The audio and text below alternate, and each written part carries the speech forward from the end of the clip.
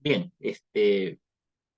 vamos a continuar con nuestra clase y ahora vamos a trabajar eh, el delito de colusión, no sin antes advertir que estamos en un escenario de contratación pública, ¿verdad? O sea, que hay delitos ilícitos penales que se realizan en el marco de un proceso de contratación pública donde está la colusión, donde está la negociación incompatible, donde tranquilamente podría estar también el delito de cohecho o el tráfico de influencias, ¿no? Pero normalmente los ilícitos penales que se cometen en torno a una contratación pública son dos: negociación incompatible y el delito de colusión. Ahora bien, eh, en el delito de colusión, que está en el artículo 384 de nuestro Código Penal, que ha sufrido una modificación en el año 2021. Luego, en la final de mi ponencia, vamos a tratar de explicar esta modificación que se dio en plena pandemia por el COVID-19. Pero yo quería destacar algo importante, que el delito de colusión es un delito de infracción al deber, ¿no? O algunos lo llaman delito especial impropio, porque solamente lo puede cometer aquella que está, digamos, revestida de una condición especial que está en el artículo 405 de nuestro Código Penal, eh, y que necesariamente tiene que tener una característica especial, que es que este funcionario que está dentro de un proceso de contratación pública, porque así lo han designado, ya sea por representación o por delegación, o porque finalmente cumple esa función, tiene que tener un poder de decisión. O sea que el funcionario que está dentro de un proceso de contratación pública tiene que tener un poder de decisión respecto a la contratación pública, porque si no lo tiene, no sería autor, sería un partícipe, sería un cómplice o sería un inductor. Por eso es importante que la jurisprudencia, esto ya lo ha destacado la jurisprudencia nacional respecto del poder de decisión. Y ya les había dicho que esto puede responder a ámbitos de delegación de funciones dentro de la administración pública, es decir, no necesariamente el funcionario que representa a la administración pública podría ser sujeto activo. No, también puede ser aquellos que en función delegada pueden tener ese ámbito de decisión respecto al proceso de contratación, ¿no? O sea, los delegados funcionariales también pueden ser tranquilamente sujetos activos en este delito, y, digamos, discutible el tema de que si, por ejemplo, el alcalde o el presidente del gobierno regional también puede ser sujeto activo, el delito de colusión, ¿verdad? En tanto que haya tenido el poder de decisión y en tanto que el poder de conocimiento y en tanto que se haya vinculado, concertado con los interesados, sí, yo creo que tranquilamente podría ser catalogado como sujeto activo. Ahora, vamos a ver si se cumplen los demás presupuestos del tipo, o vamos a ver ahora, la conducta típica. Y la conducta típica, habríamos que tener en consideración al que si estamos hablando en una colusión simple, ¿no? O sea, digamos, esto también podría servir para la colusión agravada, en que está en el segundo párrafo, pero digamos, creo que para que se dé la colusión agravada, digamos, después vamos a ver que hay muchas, digamos, posibilidades de colusión agravada, no necesariamente por perjuicio patrimonial. Ahora han surgido dos más, pero ahora creo que podríamos hacer una suerte de requisitos generales, y que estos requisitos generales están en la petición objetiva de la colusión simple, que también puede ser para la colusión agravada, ¿no? Una primera característica es que se habla de concertar. Parece que esta suerte de concertación, que habla de que estamos en un delito, digamos, de participación necesaria, un delito de encuentro, como lo hemos dicho en el delito de tráfico de influencia. La concertación es el nuevo rector más importante que comanda el artículo 384. Concertación entre un funcionario y sujeto interesado o proveedor de la concertación, ¿no? Ahora, esta concertación esta concertación es característica. La primera, la más importante, es la bilateralidad. Así, no se consigue la concertación si es que tiene que ir de la mano de dos personas. No puede ser unilateral, es imposible castigar solo al, al funcionario público. Aunque el interesado, pues, bueno, irrelevante si es un tema de que después el interesado se hace colaborador eficaz, es irrelevante si el interesado se hace testigo protegido. Más allá de la cuestión procesal, lo importante es que tiene que haber dos personas y que estas dos personas han concertado de manera clandestina bajo la mesa. Y la clandestinidad no es que sea algo, digamos, que se realice en la oscuridad, puede hacerse en lugares públicos.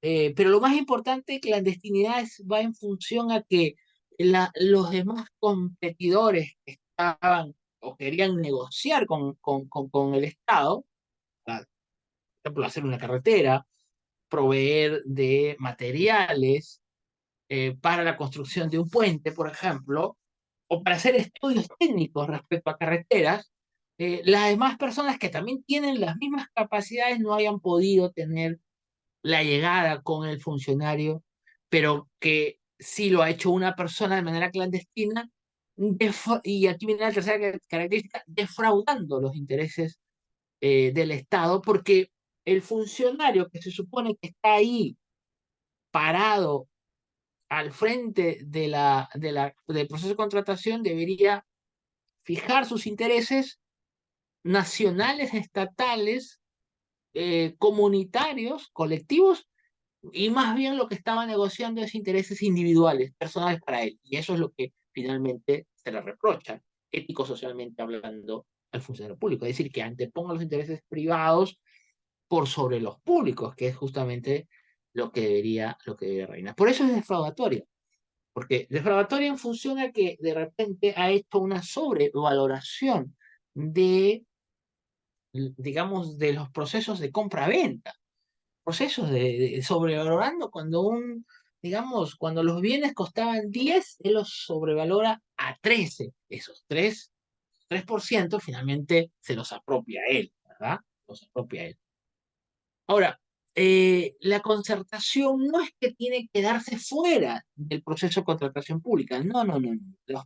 La concertación se tiene que dar dentro del marco del proceso de contratación. Es decir, los términos de referencia tienen que estar, digamos, o las cláusulas contractuales que se van a hacer, o, por ejemplo, digamos, para hacer un postor, ya se estaba negociando, se estaban contactando vía WhatsApp, telellamadas, audios, mensajes de audios, pero todo en el marco del proceso de contratación, que hay un cronograma, digamos, que comienza con, digamos, generalmente con el área usuaria, ¿no?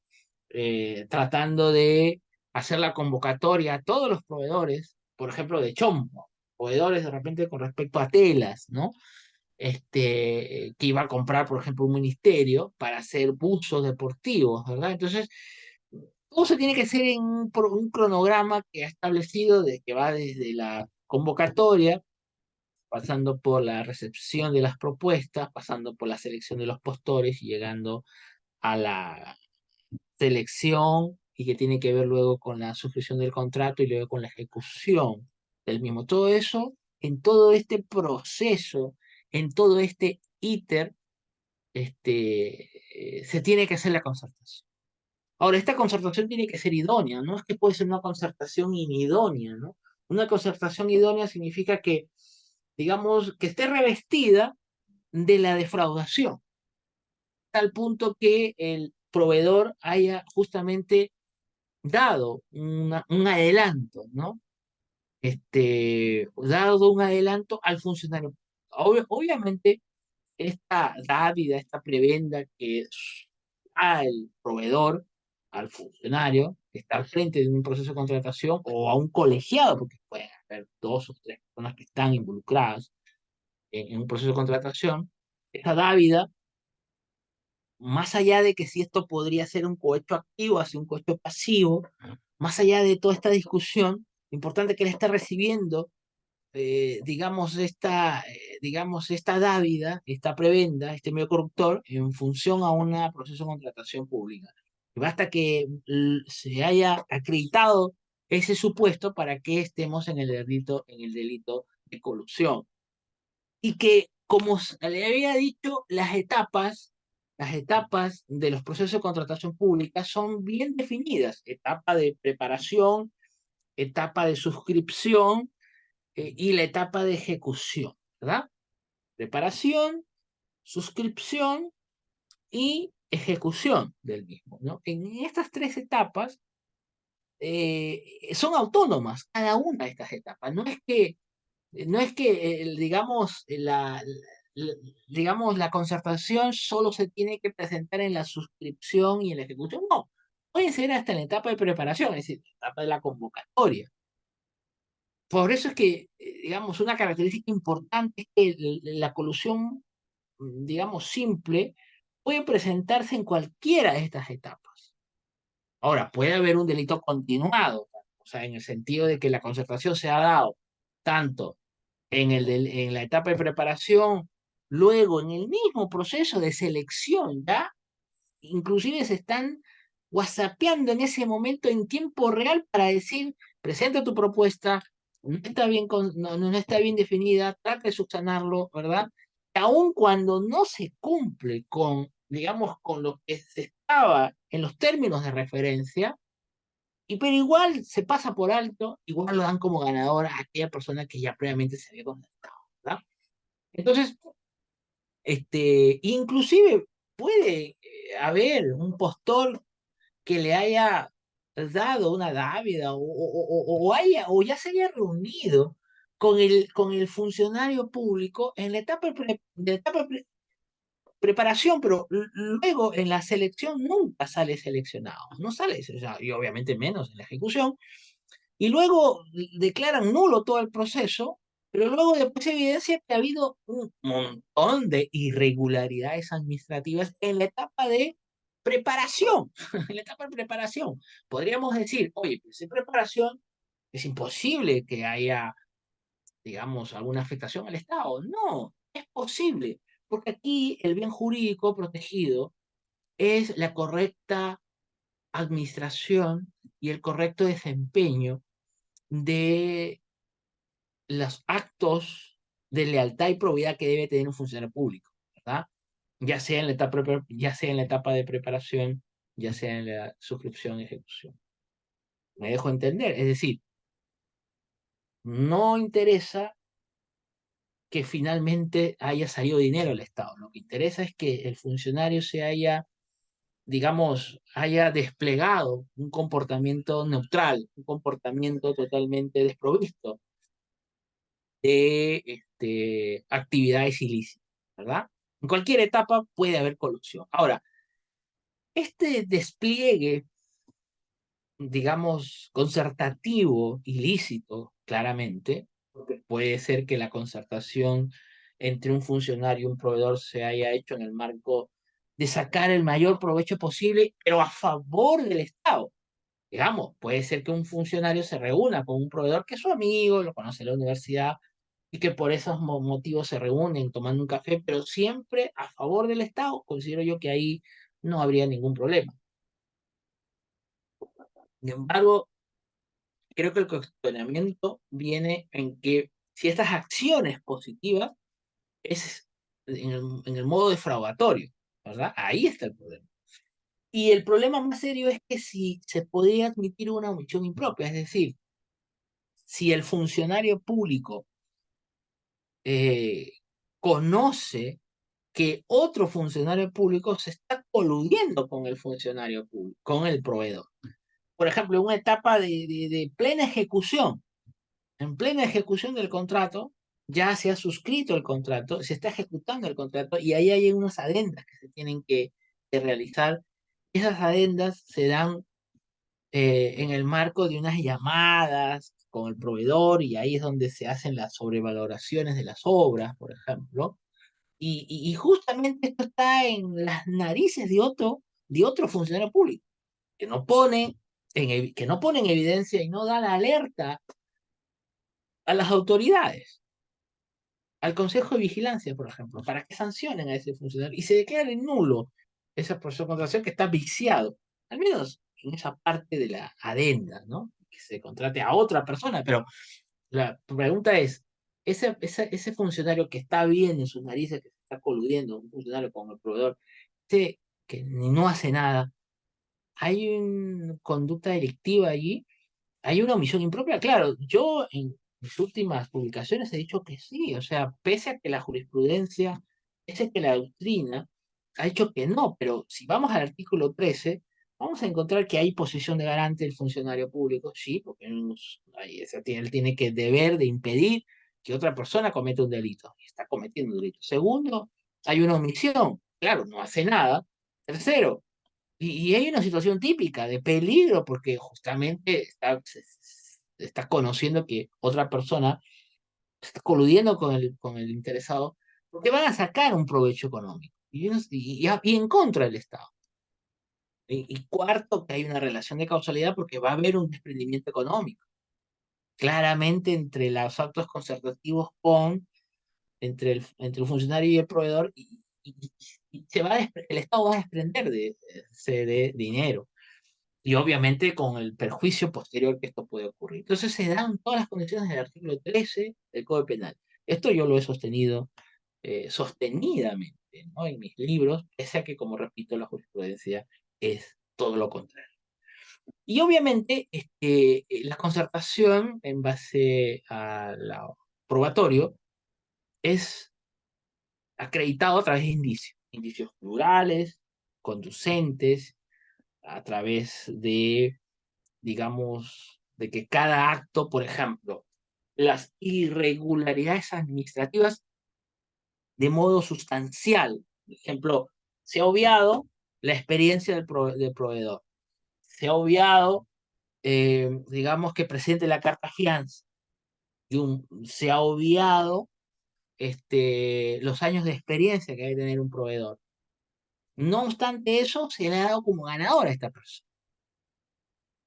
No obstante, se le ha dado como ganador a esa persona. Entonces, obviamente que hay irregularidades administrativas que si bien es verdad, eh, no prueban, o sea, no se ha acreditado el acto concertativo, no es que se está acreditando las reuniones, los cafés que han tenido, pero digamos, está claro que cualquier acto de corrupción, esto para mí es un acto de corrupción, por eso es que está mal ubicado. La corrupción no debería estar en la concusión como está actualmente. El artículo 384 ustedes lo ven, está metido en un subcapítulo de la concusión 382, ¿ah?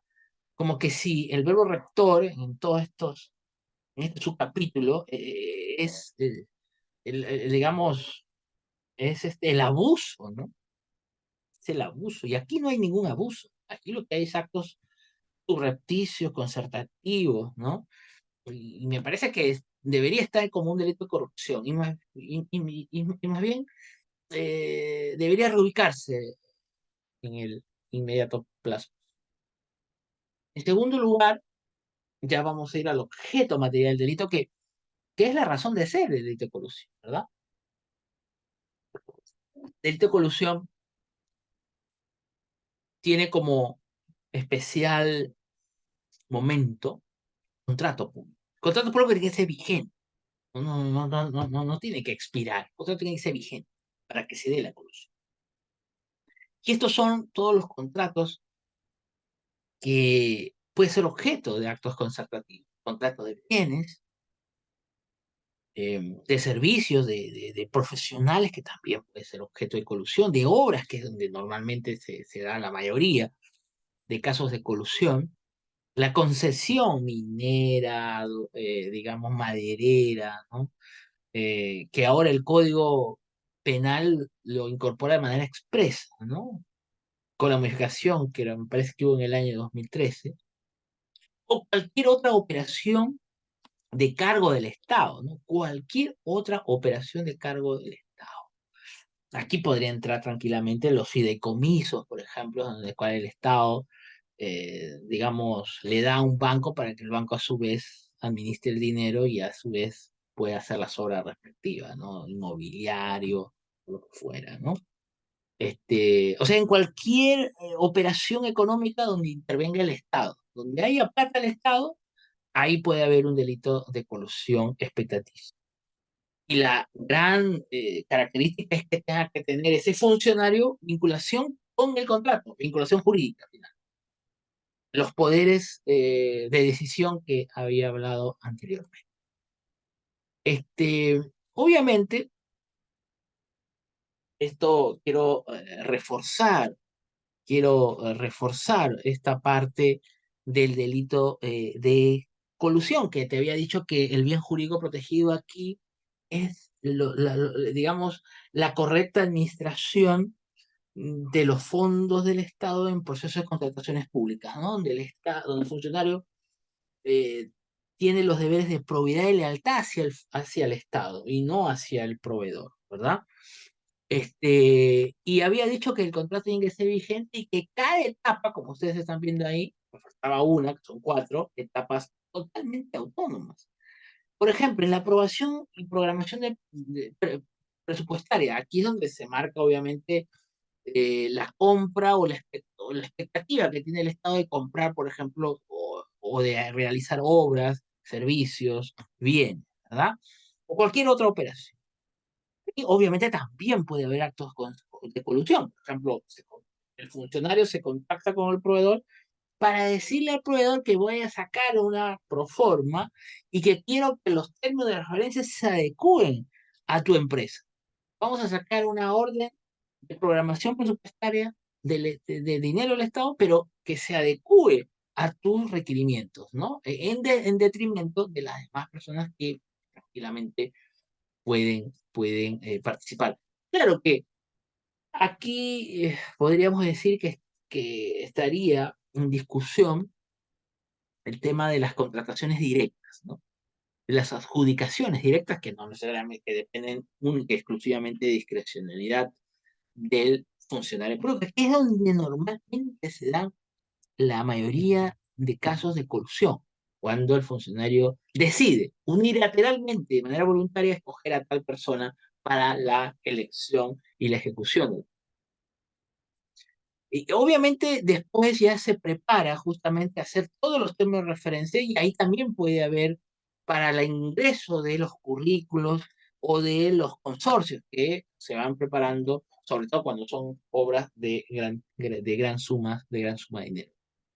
En la selección es donde está la suscripción del contrato, ¿verdad? Suscripción del contrato que ahí podríamos decir, podríamos decir que en la selección es la suscripción del contrato entre el ganador de la buena pro y podríamos decir que aquí ya podría haber una colusión agravada.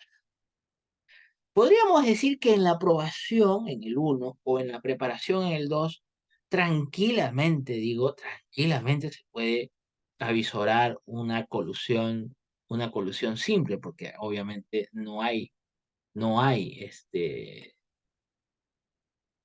desprendimiento patrimonial. Donde va a haber desprendimiento patrimonial es en la selección y obviamente en la ejecución del mismo.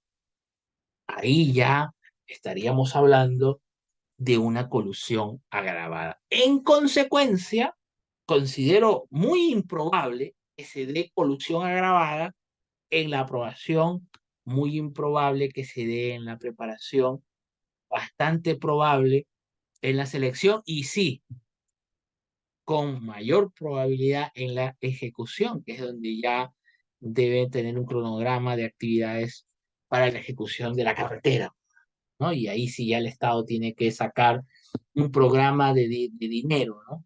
Que lo hace en función a los informes, normalmente que entrega la empresa proveedora del cronograma de 20%, 40%, 60, 80 y 100%. En función a esos porcentajes se va desprendiendo el dinero, ¿no? En las cuentas, el Estado va depositando en las cuentas.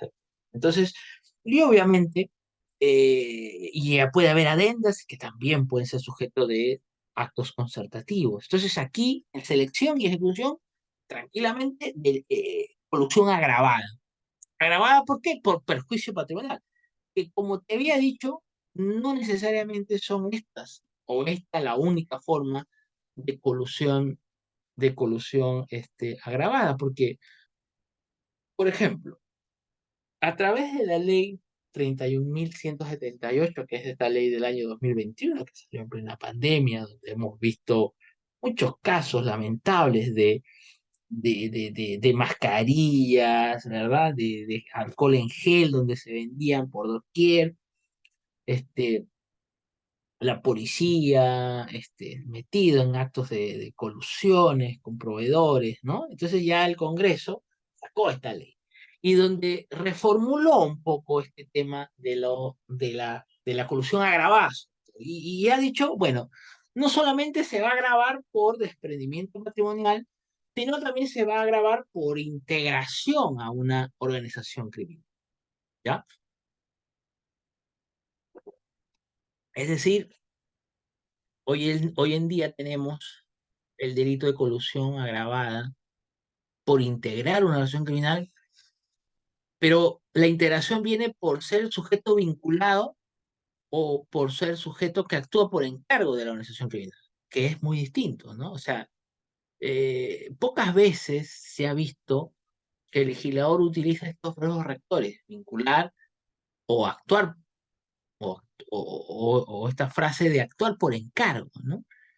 Que no tiene que ver nada con el artículo 317 del delito del Código Penal que habla de la organización criminal, porque estos verbos rectores no están obviamente en el 317. O sea, uno puede ser pasible de una colusión agravada por organización criminal porque, por ejemplo, la organización le encargó que se coluda con tal proveedor, ¿no? Oye, un favor, ¿no? O sea, por haberse reunido una sola vez, eh, pero que no implica una integración, que no implica organizar, que no implica, no sé, que no tenga los roles ni funciones que sí se necesitan en el 317, pero sí se ha vinculado para, digamos, para un favor que le ha hecho la organización o actúa solo por un encargo puntual que le pide la organización a que se vincule con el proveedor, ya basta solo ese solo hecho para que se puedan aplicar agravantes por organización criminal y obviamente vamos creo que hasta 20 años de privación de libertad, o sea, es muy peligroso este tema digamos, del funcionario público, porque, digamos, se ha visto en la casuística que lamentablemente la administración pública no solamente lo utilizan para provecho propio, sino también utilizan los estamentos estatales para, digamos, dentro de los roles y funciones, para hacer proyectos criminales, utilizan la organización pública para proyectos criminales, ¿no?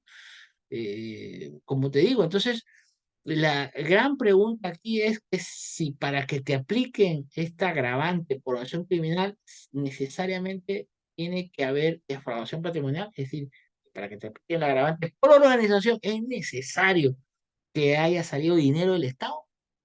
Bueno, ahí está la discusión. Desde mi punto de vista, creo que no. Creo que no está amarrado, no está condicionado la aplicación de la organización criminal en colusión a que haya salido dinero del Estado. Uno puede ser parte de una organización criminal, bueno, varios funcionarios, se ha visto en muchos casos, en un ministerio, en una municipalidad, están todos, son 6, 7 personas involucradas y que han trabajado de manera sostenida, ¿no? Ganando sumas de dinero, defraudando al Estado en base a contrataciones públicas, pero que al final se declararon todas nulas, nulas, nulas, nulas, por lo tanto nunca hubo un desprendimiento patrimonial. Quedaron nulas. pero de manera sostenida, ¿no? De manera sostenida. Entonces, me parece que ahí puede haber, tranquilamente se puede dar agravante por organización criminal y todo. Y luego también se ha agravado, digamos, por programas de fines asistenciales. Esto se ha visto mucho, y esto me parece que es totalmente racional pensar que programas sociales, por ejemplo, el programa de techo propio, ¿no? No sé, puede ser, el Estado lanza, o programas de vasos de leche, ¿no? Donde hay proveedores de soya, de la leche de vaca, ¿verdad? Y donde hay defraudaciones, hay sobrevaloraciones respecto a este tema. Entonces, y lamentablemente se declara nula, ¿no? Esos procesos de contrataciones, porque evidentemente hay actos indebidos y va en detrimento de los que menos tienen, de las personas vulnerables. Eso es que se hace reprochable, ético-socialmente hablando, por un mayor disvalor de la acción, ¿no? Un mayor disvalor de la acción. Claro que tiene que haber una superioridad de 10 unidades impositivas tributarias, ¿no? O sea, esto en franca consonancia con el principio de fragmentariedad, ¿no? El derecho penal siempre está para sancionar conductas graves, gravísimas, no o conductas exiguas, de bagatela, ¿no? Para eso está el derecho administrativo sancionador. Entonces, que me parece que es totalmente racional que se haya hecho un delito de colusión agravada en el marco de las personas que menos tienen, y donde se ha visto en muchos casos, ¿verdad? Y también se ha agravado por aprovechamiento de una situación de calamidad o emergencia sanitaria, ¿no? Hay personas que se coluden aprovechándose de un terremoto, por ejemplo, y hemos visto en el caso del 2007, ¿no? Alcaldes que se estaban llevando todas las donaciones que venían a nivel nacional y extranjero, alcaldes que se robaban colchones, eh, temas que tienen que ver con camping, por ejemplo, que para que duerman en la calle, pero todo eso iba a la casa del alcalde o del gobierno regional. Entonces, como no había un tipo penal que justamente agravara esta conducta, lo tipificaban como puesto básico, como estaba en el artículo 384 hasta antes de la modificatoria que ha pasado en el 2021. Y obviamente, por ejemplo, aprovechándose de una calamidad pública, puede ser en tiempos de guerra, por ejemplo, ¿no? En la cual a las armas, ¿no? Digamos, hay una suerte de compra y venta de armas, ¿no? Y obviamente tiene que ser digamos, probado, ¿no? De que ha habido actos concertativos en tiempos de guerra y obviamente en los temas de emergencia sanitaria como las que hemos vivido por el COVID-19 2020, 2021 hasta 2022 de repente. Entonces, si ahí se ha dado actos concertativos respecto a la compra de gel, de alcohol en gel, de las mascarillas, esto obviamente, ojalá que no venga una pandemia pronto, pero si se pudiera dar, esto sería un agravante, tranquilamente. Y no es un cohete, no es una colusión agravada por experimento patrimonial, porque aquí puede haber solo, digamos, inclusive no podría haber hasta ningún desprendimiento patrimonial del Estado, pero se ha dado en la fase de preparación del contrato en plena emergencia sanitaria. Pero el Estado no desembolsó ni un sol, pero se ha habido actos de concertación en plena emergencia sanitaria, con lo cual podría aplicar la agravante la en el artículo 380. Parece que todas estas agravantes, las cuatro que ustedes están viendo ahí, tranquilamente responden a una protección político-criminal que es el bien jurídico de la correcta distribución y gestión del que tiene que ser un funcionario público en la contratación y la contratación. Finalmente, y con esto ya los dejo, el tratamiento punitivo que tiene que hacerse al sujeto interesado. Porque creo yo que el sujeto interesado, creo yo que el sujeto interesado eh, creo yo que este, el sujeto interesado me parece, me parece que es controvertido en tanto que el sujeto interesado, digamos, debe responder por el tipo, digamos, por la, digamos, desde la parte general, desde la parte. El sujeto interesado, si se colude con el, digamos, el sujeto interesado, si se colude con el, eh, digamos, con el funcionario público, ese sujeto interesado es un cómplice en tanto que realice actos de despliegue, de apoyo, que coadyuve a la realización del evento delictivo organizado por el autor, que es el funcionario público, o de repente le hacen hacer la idea delictiva, le hacen hacer la idea delictiva al, digamos, funcionario o servidor público. Creo yo que definitivamente el interesado no puede ser pues sujeto impune. No es que porque no está en el tipo penal, en la parte especial, su conducta quedará desprovista de sanción. Para eso está la parte general, artículo 24 para la inducción o artículo 25 para los actos de complicidad. Creo que la tesis de la impunidad, de decir de que no, porque la voluntad del legislador no ha sido dejarlo, ha sido dejar impune, porque si lo hubiese querido sancionar, hubiese creado un tipo penal especial, como está digamos, en el cohecho activo, que el cohecho activo sí está expreso aquel interesado que soborna a otro, pero que en el caso de la colusión no lo está, por lo tanto quedará impune. Me parece que ese razonamiento, netamente literal, lingüístico, parametrado, sesgado, no debería ser lo que se debería aplicar en este. Igualito como lo que pasa en el tráfico. Yo dejaría como punto de reflexión que el delito de colusión es un delito